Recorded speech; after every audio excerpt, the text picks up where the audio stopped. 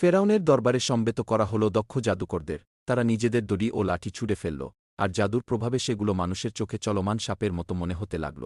তখন আল্লাহর আদেশে মূসা আলাইহিস সালাম তার লাঠি নিক্ষেপ করলেন। মুহূর্তেই সেই লাঠি পরিণত হল এক সত্যিকারের জীবন্ত সাপে। সেই সাপ একে একে গিলে ফেলল জাদুকরদের তৈরি সব মিথ্যা ও কৃত্রিম সাপকে, সত্য মিথ্যাকে গ্রাস করে নিল।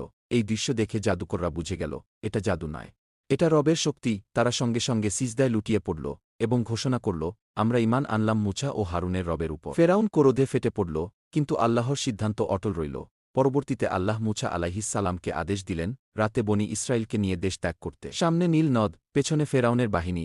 তখন আল্লাহ বললেন, লাঠি দিয়ে নদীতে আঘাত করো। নীল নদ দ্বিখণ্ডিত হয়ে রাস্তা তৈরি হয়ে গেল, আর আল্লাহ মুমিনদের নিরাপদে পার করে দিলেন। ফেরাউন অহংকারে সেই পথেই প্রবেশ করল, কিন্তু নদী আবার মিলিত হল, আর ফেরাউন ও তার বাহিনী নীল নদের পানিতেই ডুবে ধ্বংস হয়ে গেল। নিশ্চয়ই আল্লাহ সত্যকে বিজয়ী করেন, আর সীমালঙ্ঘনকারীদের পরিণতি করে দেন দৃষ্ট।